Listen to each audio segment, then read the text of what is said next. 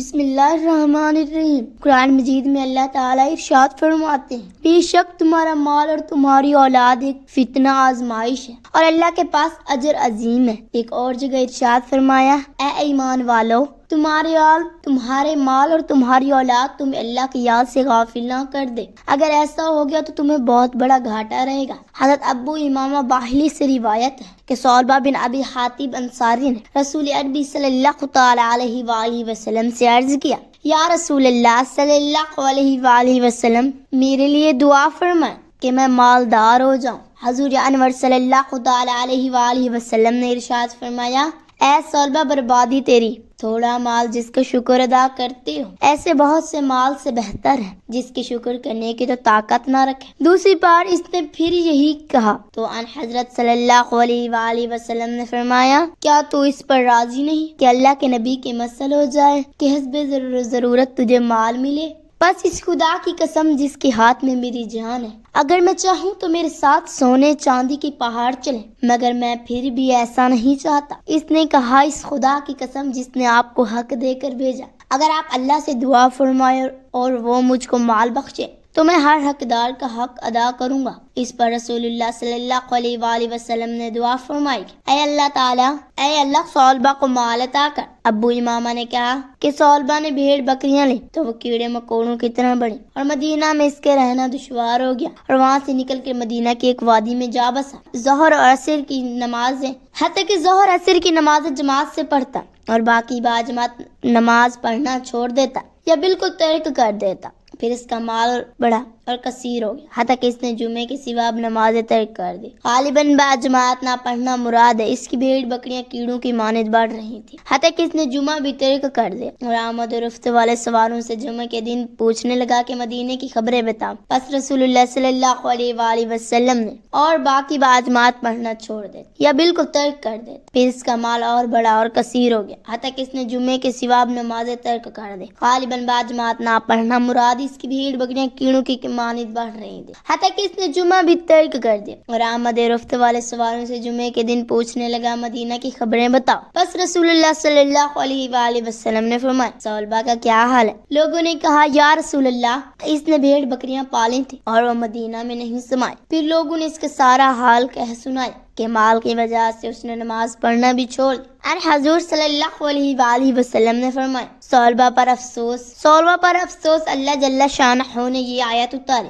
ان کے مالوں سے صدقہ وصول کرو، اور صدقے کے فرائض نازل ہوئے۔ بس رسول صلی اللہ علیہ وآلہ وسلم نے مسلمانوں میں سے دو شخص صدقہ وصول کرنے کے لیے روانہ فرمائے، ایک شخص جہینہ سے تھا اور دوسرا بنی سلیم سے تھا، اور انہیں صدقہ کا حساب لکھ کر دیا کہ مسلمان سے کسی طرح صدقہ وصول کریں، اور ان سے فرمایا، تم دونوں ثعلبہ پر گزرو اور بنی سلیم کے فلاں شخص پر، اور ان دونوں سے صدقہ وصول کرو۔ وہ دونوں نکل کر ثعلبہ کے پاس گئے اور اس سے صدقہ طلب کیا اور اس کو رسول صلی اللہ علیہ وآلہ وسلم کا خط پڑھوایا۔ وہ کہنے لگا، یہ تو جزیہ ہے، یہ تو جزیہ کی بہن ہے، مجھے نہیں معلوم کہ یہ کیا ہے، تم جاؤ اور فارغ ہو کر میرے پاس آنا۔ وہ دونوں مرد اسما کی طرف روانہ ہو۔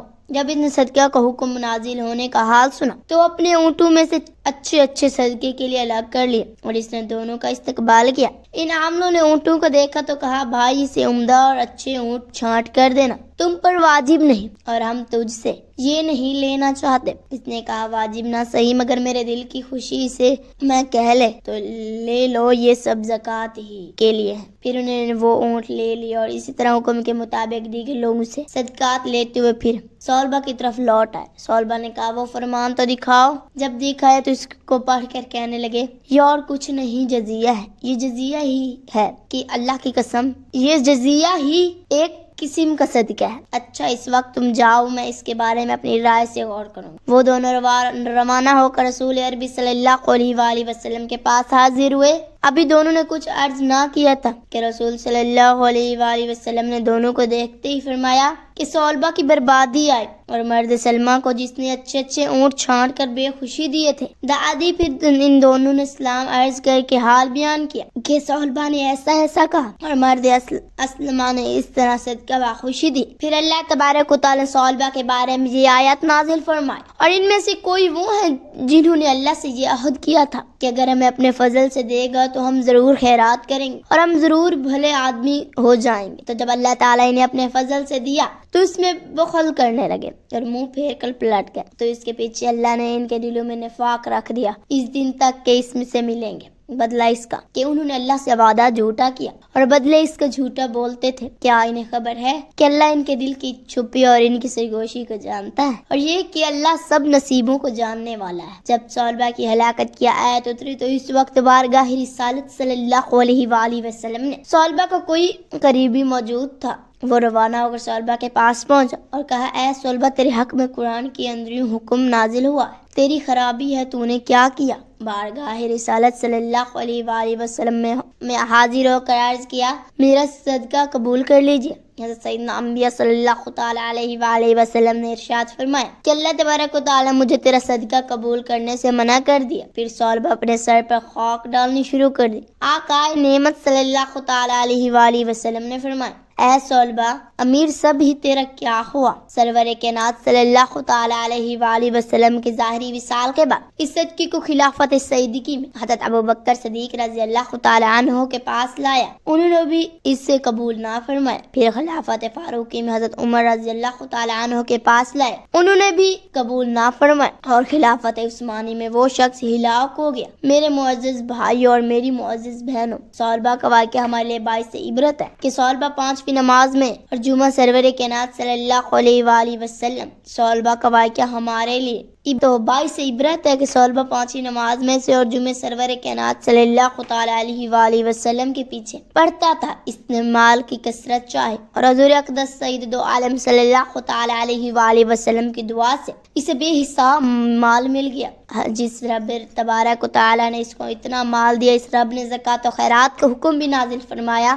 اگر صلبہ زکوٰۃ دیتا تو اس کا باقی مال پاک ہو جاتا اور بابرکت رہتا، اور ساتھ ہی ساتھ دینے والے رب کا شکر بھی ادا ہو، لیکن زکوٰۃ نہ دینے کے سبب اہلیہ ہلاک اور برباد ہو گیا، اور یہ ظاہر ہے کہ اس نے نہ حضور اکرم سید دو عالم صلی اللہ تعالی علیہ وآلہ وسلم کی رسالت کا اور نہ ہی اسلام کو ترک کیا۔ تمام باتیں اس میں موجود تھی، اس نے صرف یہ کیا کہ زکوٰۃ نہیں دی۔ اس پر آیت بھی اس کی مذمت میں آ گئی اور اسے منافق بھی کہا گیا، اور اس کا انجام بھی برا ہوا۔ آج بھی جو مالدار مسلمان کہلاتے ہیں، قرآن مجید اور حضور اکرم صلی اللہ علیہ وآلہ وسلم کی رسالت کو مانتے ہیں لیکن زکوٰۃ نہیں دیتے، وہ سوچیں کہ کیسے مسلمان؟ رسول کائنات صلی اللہ علیہ وآلہ وسلم کی محبت میں بیٹھنے والا، حضور اقدس صلی اللہ علیہ وآلہ وسلم کی زیارت کرنے والا، زکوٰۃ نہ دینے والا، باعث عز و جل جل شانہ اور اس کے حبیب صلی اللہ تعالی علیہ وآلہ وسلم کی ناراضگی مول لیا اور اپنی عاقبت برباد کر بیٹھا۔ زکوٰۃ نہ دینے والے غور کریں کہ وہ صلبہ کی طرح زکوٰۃ نہ دے کر اپنا دین و ایمان کیسے سلامتی کے ساتھ لے جا سکتے ہیں۔ ہمیں ان واقعے سے سبق حاصل کرنا چاہیے۔ آمین۔ اللہ پاک سے دعا ہے کہ اللہ پاک ہمیں ان پر عمل کرنے کی توفیق عطا فرمائے۔